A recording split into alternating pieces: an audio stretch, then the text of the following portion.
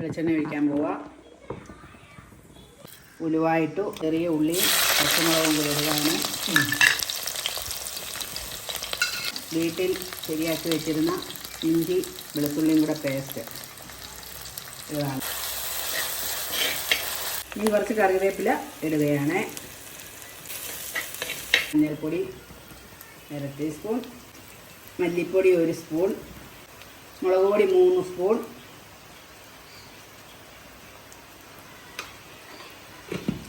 ഉലുവാപ്പൊടി 1/4 ടീസ്പൂൺ.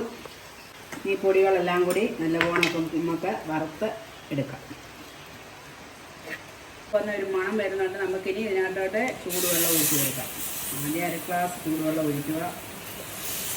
ഇന്നത്തെ മസാലയെല്ലാം ഒന്ന് വെന്തതിന് ശേഷം നമുക്ക് ബാക്കി വെള്ളം കൂടെ ചേർത്ത് കൊടുക്കാം. അപ്പോൾ നല്ലപോലെ മസാലകളെല്ലാം വെന്തു. ഇനി അതിൽ കുറച്ച് വെള്ളം കൂടി ചേർക്കുകയാണ്.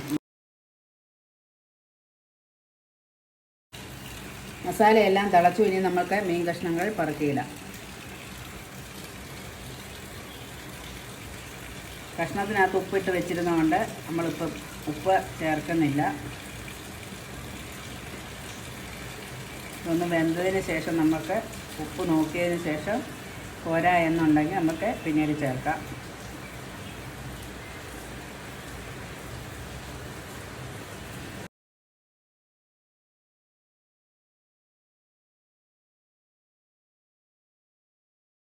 അടച്ചു വെച്ച് വേവിക്കുകയാണ്. ഒരു 15 മിനിറ്റ് വേവണം. കപ്പ വേവിക്കാൻ പോവാണ്. കപ്പ എല്ലാം തൊലിയെല്ലാം കളഞ്ഞ് റെഡിയാക്കി കൊച്ചു കഷ്ണങ്ങളാക്കി അരിഞ്ഞ് കഴുകി വൃത്തിയാക്കി വെച്ചേക്കുകയാണ്. സ്റ്റൗവിൽ വെള്ളം വെച്ചിട്ടുണ്ട്. വെള്ളം തിളയ്ക്കാൻ പോകുന്നു. ഇനി കപ്പ വാരി ഇടുകയാണ്.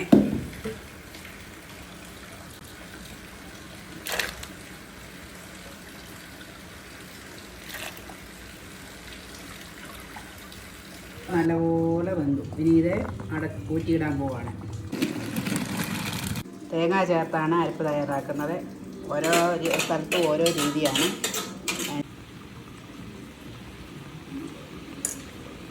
ഇനി അരപ്പ് ചേർക്കുകയാണ്.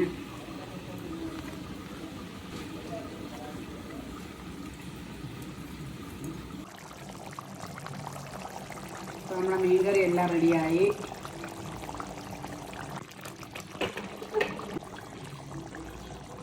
ഇളക്കി റെഡിയാക്കാൻ പോവുകയാണ്. ഞങ്ങൾ കപ്പയ്ക്ക് പച്ചമുളകാണ് ചതയ്ക്കുന്നത്.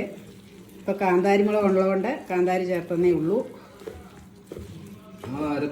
വേകാൻ വേണ്ടി ഞങ്ങൾ 10 മിനിറ്റ് നേരം ഗ്യാസ് വെച്ചിരുന്നു. അത് കഴിഞ്ഞതിന് ശേഷമാണ് ഇത് ഇളക്കുന്നത്. നല്ല മഴ പെയ്യുന്ന സമയത്ത് നല്ല ചൂടുള്ള കപ്പയും നല്ല മുളകിട്ട മത്തിക്കറിയും. എന്താ അന്തസ്!